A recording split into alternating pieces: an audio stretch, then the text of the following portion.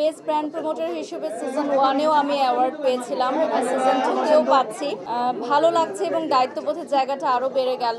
আসলে brand promotion যখন থেকে শুরু করেছি আমি একাধারে প্রতি বছর প্রতি অ্যাওয়ার্ড শোতে as a best brand promoter সম্মাননা ছিনিয়ে আনছি। এটা আসলে আমার জন্য অনেক স্ট্রেসফুল যে আমাকে সামনে আরও ভালো কাজ করতে হবে। যেহেতু সামনে ঈদ আসছে, ভ্যালেন্টাইন্স আসছে, সো সকল বিজনেস ওনারদেরই একটা মার্কেটিং প্ল্যান রয়েছে। যেহেতু বিগত কিছুদিনে আপনারা জানেন কোভিড সিচুয়েশন, দেন দেশের সার্বিক পরিস্থিতির কারণে বিজনেস একটু ডাউন ছিল।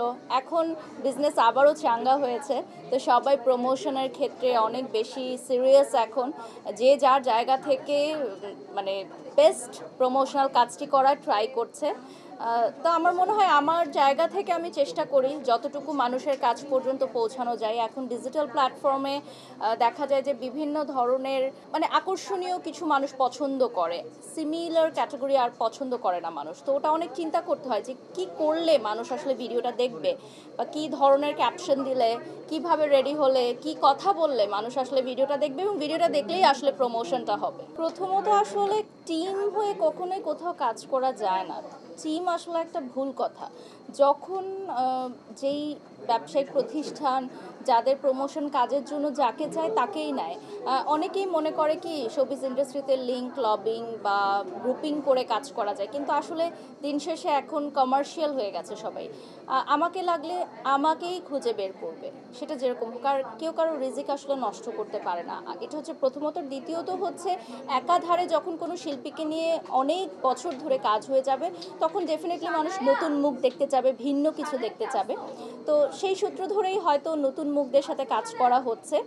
সামনে হয়তো আরও নতুন মুখদের সাথে কাজ করা হবে। যেমন আমার প্রোডাকশন হাউস থেকেও সামনে একটা ওবিসির কাজ আসছে নতুন বছরে। তো সেখানে আমরা চেষ্টা করছি যে চিত্রনায়িকাদের দিয়ে সবসময় কাজ করা হয়, এখন একটু অভিনেত্রীদের যারা হচ্ছে নাটক করছে, ছোট পর্দায় কাজ করছে, তাদেরকে নিয়ে কাজ করব। সো দেখা যাক কাদেরকে নিয়ে কাজ করা হয়। আমি আসলে কাজের ব্যাপারে খুবই প্রফেশনাল। আমার মনে হয় প্রফেশনাল আর পার্সোনাল লাইফটা আমার একদমই ডিফারেন্ট। যেমন ঘরে আমাকে অনেকে দেখলে হয়তো চিনতে পারবে না যে এত সিম্পল আমি লাইফ লিড করি, আবার ক্যামেরার সামনে আসলে সবসময় আমি খুবই গর্জিয়াস। তো আমার কাছে মনে হয় যে প্রত্যেকটা শুটিংয়ের পিছনেই অনেক গল্প থাকে। তবে হ্যাঁ, কাজের জায়গা থেকেও ভালো লাগা মন্দ লাগা থাকে। তবে চিত্রনায়িকা যাদের সাথেই আমি কাজ করেছি সবাই খুব কোঅপারেটিভ ছিল, আমাকে অনেক ভালোবাসা স্নেহ দিয়েছেন, কাজের ব্যাপারে অনেক কোঅপারেটিভ ছিলেন প্রত্যেকেই। সমালোচনার চেয়ে আমি মনে করি যে আলোচনাটাই বেশি মুখ্য, এবং মানুষ আমাকে নিয়ে কথা বলছে, এটাই আসলে আমার জন্য অনেক বড় একটা পাওয়া। কারণ এখন অনেক শিল্পী, tiktokers, YouTubers, content creators, brand promoters, তো এতজনের মাঝে, সুপারস্টারদের মাঝে মানুষ যদি আমাকে নিয়ে কথা বলে, তাহলে সেটা ডেফিনেটলি আমার ভালো লাগাই উচিত, এটা খারাপ লাগার কিছু নাই। আর মানুষের ভালোবাসার কারণেই কিন্তু আজকে আমি এখানে দাঁড়িয়ে আছি। আজকে টোটাল শাড়ি, জুয়েলারি, ব্যাগ সব কিছুই হচ্ছে আমি যে ব্র্যান্ডের ফেস অফ ফানজারা। সো আমি ওদের হয়ে অনেক বছর কাজ করছি, তো ওদেরই সব কিছু আজকে পরে এসেছি, জারা অ্যান্ড ইলোর।